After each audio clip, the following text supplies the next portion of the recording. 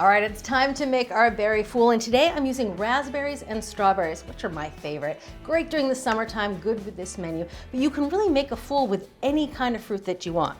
All right, so here I have 6 ounces of raspberries, a pound of strawberries. Now, what we're gonna do is make a puree out of this fruit in the food processor. So I've washed all these berries, obviously, and I've been letting them drain on paper towels. You want to just remove the core of the strawberries.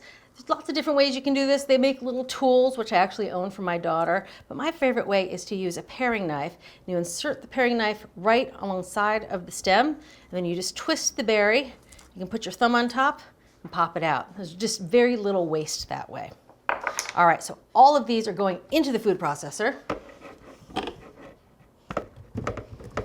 All right, now I'm going to use this paper towel as a sling.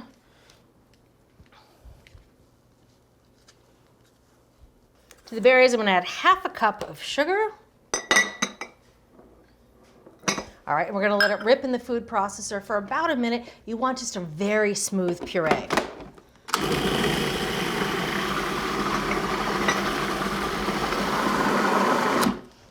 All right, that looks pretty good. Now we're going to strain the puree. Try to get most of those seeds out. A few are okay, but all those seeds in the fool make it a little bit crunchy.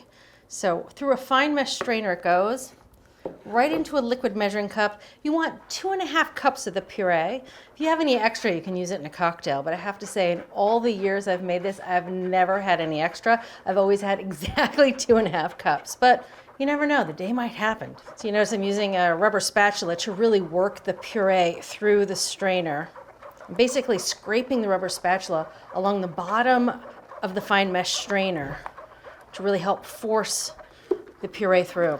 And you can see what's left is a really thick puree with all those seeds. We're just preventing that from getting into the fool. All right, so that's about half of it. Let's get rid of these seeds and I can strain the other half. Here we go. If you notice, that blade isn't falling out. This is a trick. I'm using my middle finger through the hole in the bottom of the food processor to hold that blade in place so I can really scrape around the bowl and the sides without the blade falling out and making a mess. Little trick. All right, here we go. All right, that's the last of it. You can see nothing but seeds in there and a little of the thick pulp.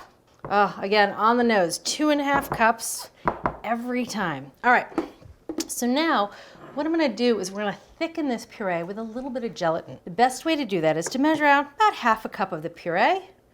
And we're gonna add the gelatin and just hydrate it. So that's 2 teaspoons of powdered gelatin. You wanna sprinkle it over the top, whisk it in. And now we're gonna take the rest of this puree. We're gonna heat it up on the stovetop, just bringing it to a simmer, and then we're gonna marry the two. That'll melt the gelatin, and then the whole mixture will thicken up nicely in the fridge. So that's about 2 cups of puree. We're gonna heat this on the stovetop. Takes about 5 minutes. All right, there it is. It's starting to bubble around the edges. That's how I know it's hot throughout. All right, you can see the steam, that's a good sign. And now it's time to add the gelatin. You can see this is already set up and it's quite firm. So now by adding it to the hot puree, we're just gonna melt that gelatin so that it evenly thickens up the whole puree. All right, I'm just gonna stir it to really make sure all that gelatin gets nicely melted. Now I'm gonna put it into a nice clean bowl. Now we're gonna cover this with plastic wrap and let it sit in the fridge till it's nice and cool and firm. That can take at least 2 hours, but you can do it up to 4 hours in advance.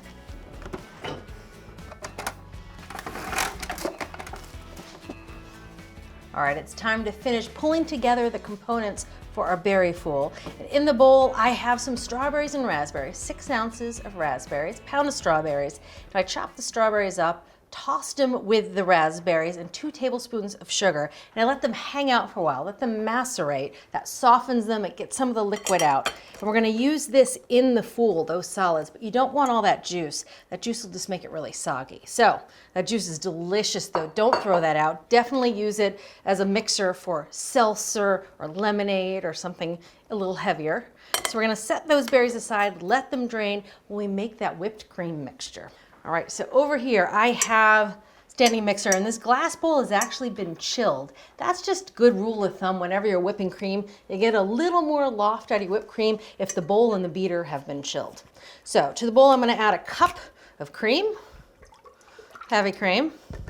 Now we're going to flavor this with a little bit of sour cream, just a quarter of a cup. That tanginess is really lovely with the berries. So quarter cup of sour cream, a little bit of vanilla, half a teaspoon. There we go. Last but not least, we're going to add a little sugar, just 2 tablespoons of sugar. And we really want this mixture to get nice and fluffy. And the key to doing that is to use a couple different speeds. We're going to start it out on low for about 30 seconds, loosen things up. Then we're going to crank it up to medium, go another 30 seconds, and then go all the way to high.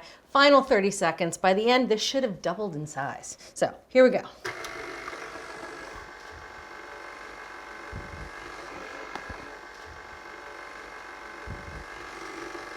All right, it's been on low, everything's nicely mixed. Now we're going to crank it a little bit to medium. Another 30 seconds.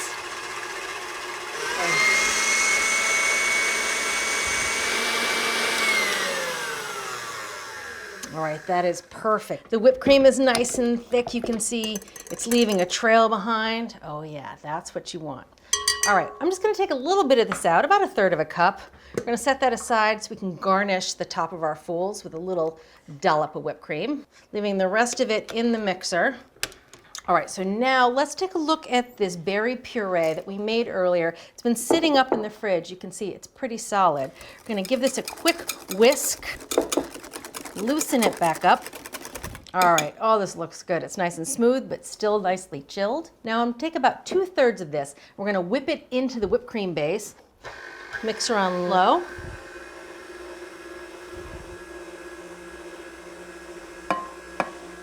That looks good.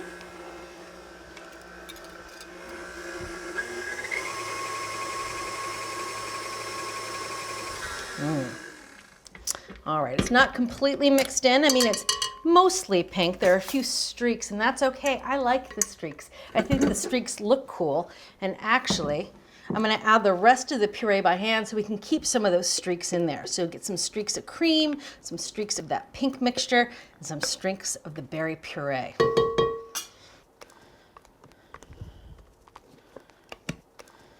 All right, oh, that's perfect. You see all those streaks in there? That's exactly what you're looking for. All right, set this aside. So we have that, we have the whipped cream for the topping, we have the berries, and now the last little bit, these cookery crackery. That's what I'm going to call it. Kind of cracker, they're kind of cookie, they're cookery. And this is the brand, Carr's Whole Wheat Crackers. They are delicious. They have a really unique flavor. Just going to need about 4 of them. They're great on cheese boards because they straddle that line. Kids love them, adults love them. So we're going to break them up into smallish pieces. You can just use your hands in a plastic bag. All right. And so these are going to be the garnish on top of the fools, and man, do they taste good. All right, so I'm just going to get this all cleaned up and we can assemble the fools. All right, time to assemble the fools, and I love using pretty parfait glasses. These ones were really inexpensive and I use them for all sorts of things. They just look very festive. First up, we're going to add the berries to the glasses. I'm going to leave a few berries behind, about 1/3 of the berries behind to make another layer.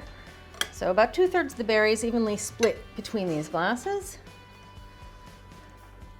Oh, and when you're eating it, you mix the berries up with the whipped cream and sour cream topping. It is so good.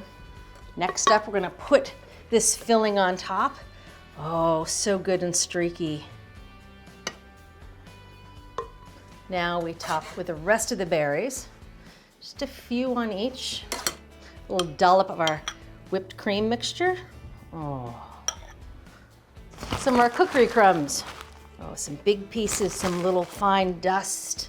Now, you don't have to do this final bit of garnish, just a little bit of mint on top. No one's really gonna eat it, but sometimes it's nice to do, especially if this is for company, and I highly recommend that you make this for company because it'll knock everybody's socks off. And that is it. That is how you make a raspberry and strawberry fool. Don't mind if I do. Oh, you go all the way down to the bottom, you get a little of the crumbs, some of those berries. That's a big spoonful.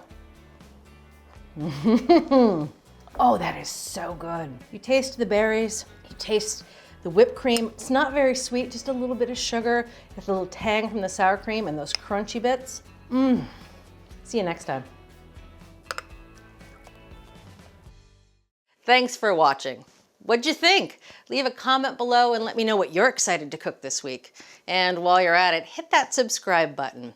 You can get today's recipes and more for free at our website, americastestkitchen.com/JuliaAtHome.